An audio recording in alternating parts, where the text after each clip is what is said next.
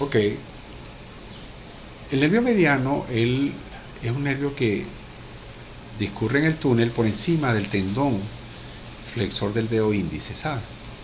Okay. Y está al lado del flexor largo del pulgar, dentro del canal del carpo. Uno lo puede identificar haciendo flexión del dedo índice. Okay. Necesita un equipo que tenga buena imagen o graduar bien las ganancias de su equipo, buscar la mejor zoom, la mejor se llama frame rate, que va a ser lo granoso o lo uniforme de su pantalla. Okay. Y tienen que colocar frecuencias lo más altas posible para poder acceder, lo pueden comprimir para poder acceder ahí ecográficamente. El techo del túnel carpiano lo forma la estructura hiperecogénica que es el retináculo flexor. Okay. Este se extiende desde el tubérculo del escafoide, ¿verdad?, al hueso pisiforme. Okay. Aquí lo tocamos, este es el tubérculo del escafoide, aquí está el hueso pisiforme. Okay. Y se tocan, tócalo. Ahí están los dos. Y distalmente él va a ir hasta el trapecio, a la apófisis unciforme del ganchoso. ¿Oíste?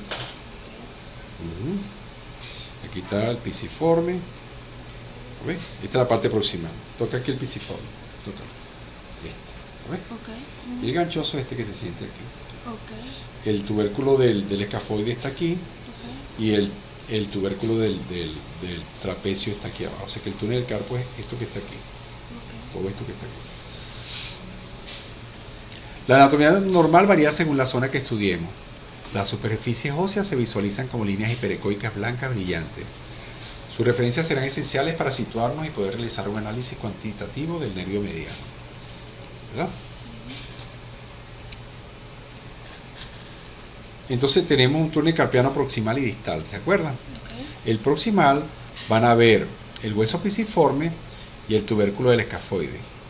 Claro, ahí también pasa, encima del escafoide, ahí viene el flexor radial del carpo, que viene aquí arriba, que es este tendón que ayuda a flexionar el carpo, él pasa aquí, encima del escafoide.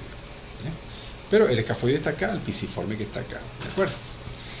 Y la parte distal sería entre el gancho del ganchoso y el tubérculo del trapecio. Eso es un espacio muy corto, lo que tiene es 1.2 centímetros mínimo. El examen de la porción proximal del túnel se debe visualizar correctamente la apariencia redondeada del hueso pisiforme y la tuberosidad del escafoide. Distalmente las referencias óseas son la superficie plana del trapecio y el gancho del ganchoso. Túnel carpiano distal. El túnel distal es de menor tamaño debido principalmente a una disminución del diámetro lateral, o sea, hay un estrechamiento ahí. Okay.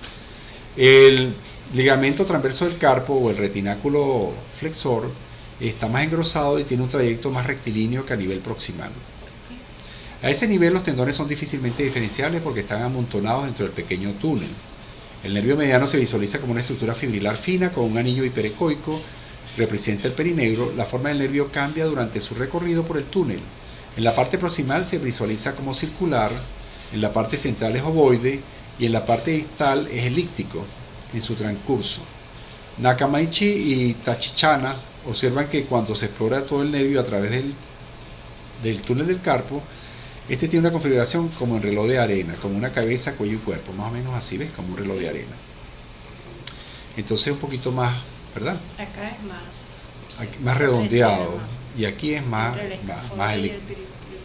¿Ah? Acá se ve mejor. Se va a ver mejor, sí. Entonces, fíjense bien, este es el tendón flexor del índice. ¿Lo ven? Y arriba va el nervio mediano. Fíjense que el tendón flexor del índice es como más hiperecogénico, mientras que el nervio mediano, como lo vimos ayer, ustedes lo vieron ayer, recuerdan, es un poquito más hipoecoico. Secuencialmente van a ver el radio, ¿verdad? Y el semilunar en el piso del radio y el semilunar. O sea que si aquí tiene el escafoide, al lado está el semilunar, él pasa por encima del semilunar y por encima del radio, pues, por la parte interna del radio. El aumento significativo del área de sección del nervio, principalmente a nivel del hueso pisiforme, en la parte proximal, y en menor grado a nivel del ganchoso, que mida más de 10.3 milímetros de circunferencia, hasta más de 15 milímetros. Eso da varios grados. Pero lo que si un paciente con clínica y eso le mide más de 10 milímetros, eso es un síndrome de túnel del carpo, con alta especificidad y sensibilidad. La especificidad y sensibilidad aumenta a medida que tú le pones más diámetro. El aumento significativo del ratio de aplanamiento del nervio a nivel del gancho del ganchoso. ¿Por qué debemos medirlo aquí? Porque si usted lo mide acá, a medida que usted mueve la muñeca, él va a cambiar más de diámetro. Entonces, se debe hacer en una sola posición, que no puedes hacerlo muy así, ni tampoco muy así. En la posición que uno le pone siempre, como se ha dicho las medidas, siempre con un pequeño almohadilla ahí. Entonces, la medida más importante es la circunferencia, ¿sabes? Hay otras medidas como la relación entre el aplanamiento, el diámetro AP y el transversal, el abombamiento del retináculo flexor, pero son inespecíficos. Les aconsejo, midan simplemente la circunferencia, no pierden tanto tiempo tampoco. O sea, hay muchas aquí, en la presentación le explican por qué hay muchas variaciones, por lo menos medir la relación entre el aplanamiento. Fíjate, así usted mide la circunferencia, ¿la ve? Le hace un trazado y mide una circunferencia.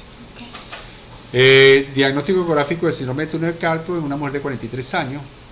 En el túnel de carpo proximal, que es a nivel del pisiforme, el área de sección del nervio mediano, que es el perímetro marcado con una línea roja, mide 16 milímetros, siendo francamente anormal. Más de 15 casi se acerca al 95%. El aumento de área de sección o el engrosamiento del nervio en la visión transversal se considera por la mayoría de autores el hallazgo ecográfico más consistente para el diagnóstico de síndrome de túnel del carpo. Y se utiliza de rutina, o sea que es el más importante. Le voy a explicar los otros. Tú puedes sacar una razón entre el diámetro transversal y el anteroposterior. Debe ser menor de 1.4. Cuando es mayor de 1.4 es que el diámetro transversal está muy aplanado, porque el problema es cuando se comprime, entonces se va a poner más ancho que alto. Pero eso es el que tiene el problema de acuerdo a cómo uno lo hace y no es muy específico. Eso se llama ración diámetro transverso o diámetro AP, o le dicen ratio AP, ¿oíste? O aplanamiento del diámetro anteroposterior. Lo pueden hacer, se queden lucir, pues. Andan buscando trabajo en otra parte por ahí. Entonces ustedes buscan diámetro transversal, diámetro AP, ¿de acuerdo? Y el valor normal es menor de 1.14, ¿de acuerdo? Tienen que hacer lo que mide, pueden sacar también el radioedema, es que ustedes van a hacer una circunferencia a nivel, esa es otra cosa, ¿no? El otro a medir el diámetro anteroposterior y el transverso, ¿verdad? Ahora, esto es otra técnica que es el radioedema. El radioedema es que ustedes miden la circunferencia a nivel del pisiforme y la circunferencia a nivel del ganchoso. Sacan una división, ¿ves? Y esa división debe ser menos de 1.14. No sé si entienden lo que quieren lo decir. Sacan una circunferencia acá y una circunferencia acá. Dividen después la circunferencia, lo que dio este valor entre este, y eso debe ser menor de 1.14. Y esto sería ya a nivel del hueso ganchoso. Recuerden que el retináculo es más grueso a nivel del hueso ganchoso. Usted podría sacar usted ve el hueso, aquí está el trapecio y aquí está el ganchoso, aquí está el pisiforme y aquí está el escafoide. Usted hace un corte transversal a nivel de allí y va a ver la distancia que hay, traza una línea entre el borde superior del trapecio y el borde del ganchoso y mide la distancia que hay entre el retináculo, ese espacio, pues. Eso debe ser menos de 2.5 milímetros. Si está menor es que el tamaño engrosado porque es otra causa de compresión, el engrosamiento del retináculo. Entonces las conclusiones son que debemos hacer una área de sección a nivel del hueso pisiforme. El nervio enfermo asociado con una clínica va a tener más de 10 milímetros de área de sección. Una sensibilidad y especificidad del 85%. Personas asintomáticas podrían tener dicho valor, o sea que si usted ve 10 en una persona que no tiene nada, no lo va a enfermar. Claro, se coloca normal. Ajá. El área seccional a nivel del nervio mediano dice que el nervio enfermo, área seccional del nervio mediano de 16 milímetros cuadrado es un engrosamiento grave. Grosor del retináculo flexor de hasta 1.82 milímetros. Altura del túnel del carpo mayor de 2.5 milímetros. Van a tener eso. Pero el más importante es este. Bien, que es el que tienen que, lo vamos a practicar ahorita, ¿ok? Bueno. El dedo en gatillo. El dedo en gatillo se ocurre principalmente aquí en la polea 1. Busquen un lapicero para dibujarle la polea 1. La polea 1 está aquí, en esta parte. Con este, a ver, este no dejó mal. Aquí está la polea 1. Andas a pie casi. Mira, sí. ¿Ah? Era una pista. Que hay un kilométrico, creo que no. Dame este. Pasa que tiene que... Ay, esto sí está. no. Esa es la polea 1, ¿ves? Ok, Es como una bandeleta que agarra el tendón y lo lubrica. ok. Y ahí es donde ocurre más que todo el túnel del carpo. Cuando hay un exceso de uso o hay un problema óseo que aumente el roce, el tendón extensor se inflama, ¿viste? Y él va a pasar ahí y se va a inflamar. Ok, Y al inflamarse a veces forma como unos nódulos, ¿ves? ok. Entonces, cuando él hace esto, ¿ves? Él hace, se queda pegado. Cuando Ok. pasa y resiste, él pasa y puede flexionar, hace como un resorte, ¿ves? Él hace esto y después pasa. Ok. ¿Qué es lo que hacen? Y esa operación la hacen incluso hasta con anestesia local. Meten una aguja Ok. y con esa aguja por debajo rompen el... Con el nódulo. Sí, eso está debajo de la piel, la polea la vas a tener Ok. debajo de la piel. Ok. No, no raspan el nódulo, rompen la polea. Ok. Eso se queda sin polea ahí. Ok. Por ahí hay un videito que lo vamos a ver si lo podemos ver para...